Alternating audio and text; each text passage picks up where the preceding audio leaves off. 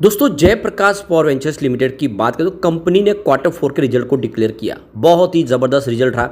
अब इसके आगे की क्या संभावना बन सकती है, क्या ये छोटा पेनी स्टॉक बड़ा धमाका कर सकता है, तो इसके फंडामेंटल देखने की कोशिश करेंगे। कितनी मजबूत कंपनी हुई है और आगे की क्या संभावना है, इस सेक्टर के लिए क्या संभावना है। दूसरी तरफ अगर हम रतन इंडिया पावर की बात करें तो इस बार तो कंपनी ने प्रॉफिट में एक बड़ा उछाल दिखा दिया, और ये जो प्रॉफिट का उछाल है इसके पीछे कंपनी का जो आउटस्टैंडिंग उसको रकम मिला उसकी वजह से हुआ है। लेकिन ओवरऑल फिर भी देखें तो कंपनी ने इस बार प्रदर्शन अच्छा किया है, बिजनेस भी बढ़ा है। तो क्या रतन इंडिया पावर में भी ये खरीदारी का सही मौका है, समझने की कोशिश करेंगे इस वीडियो के माध्यम से। साथ में हम वोडाफोन आइडिया को डिस्कस करने वाले। वोडाफोन आइडिया में एक अच्छी तेजी तो हमने देखी है, लगातार स्टॉक दौड़ा पिछले एक दो ट्रेडिंग सेशन में, लेकिन आगे की क्या संभावना है उसको समझेंगे। मंडे को क्या संभावना आगे बन सकती है और क्या वोडाफोन आइडिया में ये इन्वेस्टमेंट का सही मौका है। एक और कंपनी को डिस्कस करने वाली जो बहुत ही शानदार डिविडेंड देने जा रही है और काफ़ी अच्छा इसका बिजनेस है। लेकिन फ्रेंड उससे पहले अगर आप पहली बार हमारे चैनल पे आए तो चैनल को सब्सक्राइब कर दीजिए, एक बेल आइकॉन दबा दीजिए ताकि जब भी वीडियो बने पहला नोटिफिकेशन आपको मिले। वीडियो पसंद आए तो लाइक से जरूर कीजिए। चलो फ्रेंड्स वीडियो स्टार्ट करते हैं। मैं हूँ आपका दोस्त SB दवे और हमारे अपने चैनल ऑनलाइन कमाई में आपका बहुत बहुत स्वागत है। तो सबसे पहले जेपी पावर की बात कर ले तो देख सकते हो कि फ्राइडे के दिन 20.52 पर क्लोजिंग थी, 3.69% की तेज़ी देखने को मिली। वैसे NSE में अपर सर्किट लग गया था, BSE में सर्किट खुल गया था, लेकिन देख सकते हो इंट्राडे में सर्किट लगता हुआ यहाँ पर भी दिखाई दिया। काफ़ी अच्छा कामकाज हो रहा है, स्टॉक फिर से 20 को टच कर गया है। अब एक बार में इसके फंडामेंटल देख सकते, इसके पॉजिटिव और निगेटिव पहलू को जान लेते हैं। तो यहाँ पे पहला पॉइंट पॉजिटिव वो है एनुअल रिवेन्यू, जिसमें 20.75% की शानदार वृद्धि देखने को मिल रही है, जो लास्ट ईयर 7,151.29 करोड़ के आसपास रहा है। और इस सेक्टर का एवरेज रिवेन्यू ग्रोथ देखें तो वो 11.39% के आसपास है। तो इस मामले में इसने मैदान मान लिया है। सेकेंड पॉइंट भी पॉजिटिव वो है क्वार्टरली रिवेन्यू, जिसमें 9.78% की शानदार वृद्धि देखने को मिल रही है, जो ईयर ऑन बेसिस पे 1,863.63 करोड़ के आसपास रहा है। सेक्टर का एवरेज रिवेन्यू ग्रोथ देखें ईयर ऑन बेसिस पे तो यहाँ पे आपको 6.21% दिखाई देगा। तो इसका प्रदर्शन काफ़ी अच्छा है, उस हिसाब से सेक्टर के मुकाबले इसने प्रदर्शन अच्छा किया। अब तीसरा पॉइंट भी पॉजिटिव और वो है एनुअल नेट प्रॉफिट, जिसमें 1,744.01% की ज़बरदस्त जंप देखने को मिल रही है, जो लास्ट ईयर 1,021.95 करोड़ के आसपास रहा। और इसके सेक्टर का जो प्रदर्शन है वो देखो नेट प्रॉफिट ग्रोथ को सिर्फ 39.49% के आसपास रहा है। तो सेक्टर के मुकाबले इसका प्रदर्शन ज़बरदस्त रहा है। चौथा पॉइंट भी यहाँ पे पॉजिटिव और वो है क्वार्टरली नेट प्रॉफिट, जिसमें 1,438.46% की ज़बरदस्त जंप देखने को मिल रही है, जो ईयर ऑन बेसिस पे 588.79 करोड़ के आसपास रहा है। सेक्टर का एवरेज नेट प्रॉफिट ग्रोथ देखें तो वो 49.93% के आसपास है। तो सेक्टर के मुकाबले इसका प्रदर्शन अच्छा है। इसके बाद अगला पॉइंट फिर से पॉजिटिव वो है स्टॉक की प्राइस, जिसमें 265.18% की ज़बरदस्त जंप देखने को मिल रही है, जबकि इसके सेक्टर का जो प्रदर्शन है वो 114.59% के आसपास रहा है। तो सेक्टर के मुकाबले इसका प्रदर्शन अच्छा है। अगला पॉइंट फिर से पॉजिटिव वो है प्राइस टू अर्निंग रेशियो, यानी P रेशियो, जो 13.71 है, जबकि इसका सेक्टर का P रेशियो 30.79 है। तो इसका P रेशियो बहुत कम है। एक और पॉइंट पॉजिटिव वो है डेट टू इक्विटी रेशियो, जो 0.37 है, लेस देन 1 है। तो इसके लिए हेल्दी पॉइंट बनना है, इसकी एसेट क्वालिटी अच्छी है। एक पॉइंट यहाँ पे निगेटिव वो है रिटर्न ऑन इक्विटी ROE, जो 8.91% है, लेस देन 10% है। ये इसके लिए एक थोड़ा सा निगेटिव पॉइंट बनता है। इसके बाद अगला पॉइंट फिर से पॉजिटिव वो है म्यूचुअल फंड की होल्डिंग, जो लास्ट क्वार्टर में इंक्रीज हुई है। इसके बाद एक पॉइंट यहाँ पे न्यूट्रल बना हुआ है प्रमोटर शेयर होल्डिंग पैटर्न में, प्रमोटर की होल्डिंग जो अनचेंज है 24% के आसपास। एक और पॉइंट पॉजिटिव वो है इंटरेस्ट कवरेज रेशियो, जो 5.84% है, हायर देन 1.5। इसका मतलब ये अपने इंटरेस्ट पेमेंट आराम से चुका सकते हैं, कोई चिंता की बात नहीं है। एक पॉइंट यहाँ पे निगेटिव बना हुआ है प्रमोटर के 79.2% शेयर गिरवी रखे हुए। तो यहाँ पे निगेटिव पॉइंट मात्र आपको 2 दिखाई देंगे और पॉजिटिव पॉइंट आपको 9 दिखाई देंगे, एक न्यूट्रल पॉइंट दिखाई देगा। तो आप देख लो कि पलड़ा भारी पॉजिटिव पॉइंट का, यानी इसकी सेहत कंपनी की बहुत अच्छी है और इस लेवल पे निवेश किया जा सकता है। एक जो सबसे बड़ी बात यह है कि सरकार ने भी थर्मल पावर प्लांट के लिए अपना विजन क्लियर कर दिया है। आने वाले 2031-32 तक कम से कम 85 गीगावाट की कैपेसिटी और ऐड की जाएगी। यानी जो लोगों के मन में भ्रम था कि आने वाले समय सरकार थर्मल पावर प्लांट को बंद कर देगी, ये संभावना बिल्कुल दूर दूर तक दिखाई नहीं दे रही है। उल्टा इसमें सरकार अपनी और कैपेसिटी को ऐड करना चाहती है, क्योंकि इलेक्ट्रिसिटी कंजम्पशन लगातार बढ़ रहा है। तो ये इसके लिए एक बहुत बड़ी पॉजिटिव बात है और इसके लिए हम कह सकते हैं कि जेपी पावर में निवेश किया जा सकता है। अब चलते हैं हम रतन इंडिया पावर की तरफ। तो 15.24 पर क्लोजिंग थी, यहाँ पे देख सकते हो कि 5% का अपर सर्किट लगा और इसके पीछे वजह ज़बरदस्त रिजल्ट, काफ़ी बेहतर प्रदर्शन किया है। आंकड़े उत्साहवर्धक थे, उसको ऑलरेडी हमने पिछले वीडियो में डिस्कस कर लिया है। एक बार हम इसके पॉजिटिव और नेगेटिव पहलू को देख लेते हैं। तो पहला पॉइंट पॉजिटिव है, वो है एनुअल रेवेन्यू, जिसमें 4.09% की वृद्धि देखने को मिल रही है, जो लास्ट ईयर 3704.78 करोड़ रहा है। सेक्टर का जो एवरेज रेवेन्यू ग्रोथ है वो 11.39% के आसपास है, यानी ये पॉजिटिव पॉइंट है, इसकी प्रदर्शन अच्छा रहा है। सेकेंड पॉइंट पॉजिटिव और वो भी है क्वार्टरली रेवेन्यू, जिसमें 1.49% की वृद्धि देखने को मिल रही है, जो ईयर ऑन बेसिस पे 995.73 करोड़ के आसपास रहे। और इसके रेवेन्यू ग्रोथ देखिए सेक्टर का तो 6.21% के आसपास है। तीसरा पॉइंट भी पॉजिटिव, वो है एनुअल नेट प्रॉफिट, जिसमें 575.8% की शानदार वृद्धि देखने को मिल रही है, जो लास्ट ईयर 8,896.75 करोड़ के आसपास रहा है। और इसके सेक्टर का जो नेट प्रॉफिट ग्रोथ देखें तो वो 39.49% के आसपास है, ये भी पॉजिटिव पॉइंट है।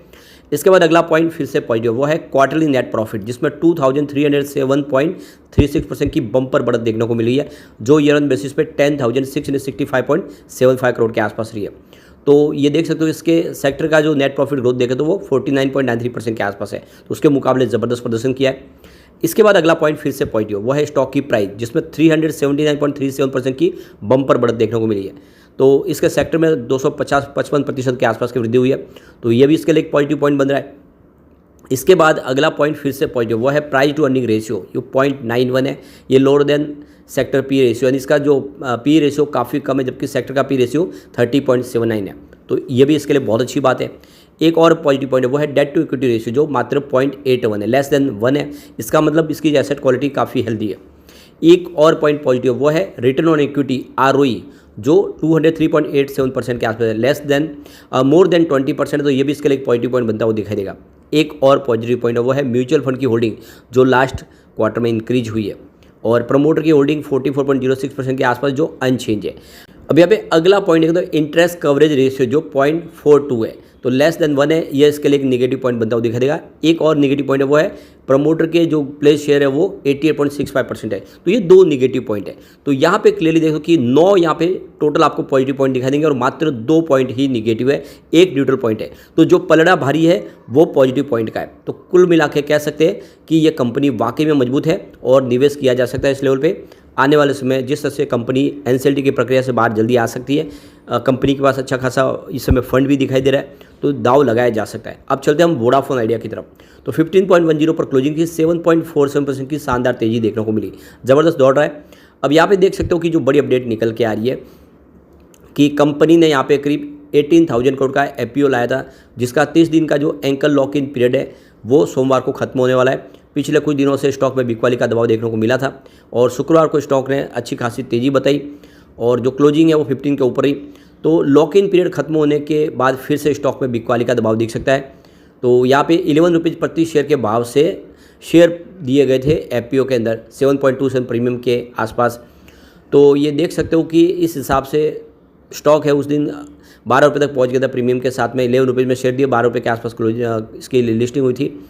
लेकिन अब आप देखें तो IPO लिस्टिंग के बाद इसमें 9% की तेज़ी बन चुकी है, तो IPO में प्रॉफिट बुकिंग आ सकती है। तो यहाँ पे IPO के जरिए वोडाफोन आइडिया ने जो 17 अप्रैल को एंकर निवेशकों से करीब 4,500 करोड़ रुपये जुटाए थे। एंकर निवेशकों की लिस्ट में ऑस्ट्रेलियन सुपर, GQG पार्टनर और फिडेंटली इन्वेस्टमेंट, UBS फंड मैनेजमेंट और जुपिटर फंड मैनेजमेंट जैसे दिग्गज विदेशी बड़े बड़े इन्वेस्टर थे। वही SBI general insurance, Motilal Oswal, Indian Infoline, IDFC mutual fund और क्वांट ने भी यहाँ पे निवेश किया था IPO में। तो सबसे ज़्यादा जो GQG पार्टनर को अलॉटमेंट हुआ था, GQG पार्टनर ने वोडाफोन आइडिया में करीब 1,345 करोड़ का निवेश किया है, जबकि फिडेंटली इन्वेस्टमेंट ने यहाँ पे 772 करोड़ का निवेश किया है, जबकि 5 घरेलू म्यूचुअल फंड ने भी यहाँ पे 16.70% यानी लगभग 874 करोड़ के शेयर खरीदे हैं और 500 करोड़ के share Motilal Oswal mid cap fund ने भी लिए। तो ये देख सकते हो कि अब इनकी बिकवाली आ सकती है, जिससे स्टॉक थोड़ा नीचे आ सकता है। वैसे देख सकते हो कि जो ग्लोबल ब्रोकेज हाउस है UBS, उसने इसमें खरीदारी की रेटिंग दी, उन्होंने न्यूट्रल की रेटिंग दी, उसको बढ़ा के बाई की रेटिंग कर दी है और 12 महीने के लिए जो इसका टारगेट रखा वो 18 रुपीज़ के आसपास है, यानी इस करंट लेवल से 30% के आसपास की तेज़ी देखने को मिल सकती है। तो ये एक तरह से देखें तो लॉन्ग टर्म इन्वेस्टर के लिए तो कोई चिंता की बात नहीं है, जो शॉर्ट टर्म इन्वेस्टर वो चाहे तो एक बार प्रॉफिट बुक कर सकते हैं। साथ में नोमा अल्टरनेटिव की तरफ से जो एक अंदाज़ा लगाया कि MSCI इंडेक्स में के संभावना हो रही है शामिल होने की। वोडाफोन आइडिया की जो इस समय वेटेज देख रहा है उस हिसाब से जो मॉर्गन स्टैनली का ग्लोबल इंडेक्स है उसमें शामिल होने की पूरी उम्मीद है। तो ऐसे में अगर ये उसमें शामिल होगा तो $212 मिलियन के आसपास की खरीदारी नहीं हो सकती है।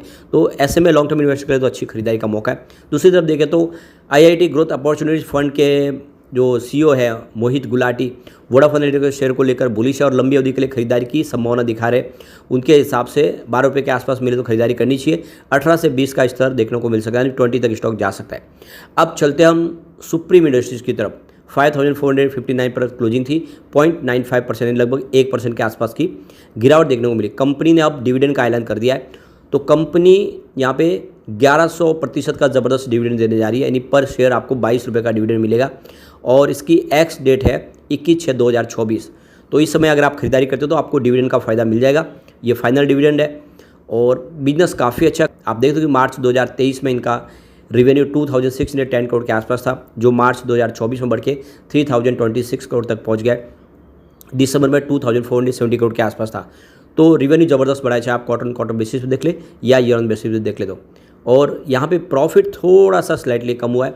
मार्च 2023 में 359 करोड़ के आसपास जो प्रॉफिट था, इस बार मार्च 2024 में 355 करोड़ के आसपास है, लेकिन दिसंबर में ये 256 करोड़ के आसपास था। तो क्वार्टर ऑन क्वार्टर बेसिस पे ज़बरदस्त बढ़ा है और पिछले 4 क्वार्टर से लगातार प्रॉफिट बढ़ी रहा है। ऐसे में दाव लगाया जा सकता है, लेकिन फ्रेंड कोई भी इन्वेस्टमेंट करने से पहले अपने फाइनेंशियल एडवाइजर्स बड़े ले ले या अपना खुद का रिसर्च करें, क्योंकि मैंने वीडियो आपके एजुकेशनल पर्पज़ के लिए ही बनाया। वीडियो पसंद आए तो लाइक से जरूर कीजिए और चैनल को सब्सक्राइब कर दीजिए। Thank you friend.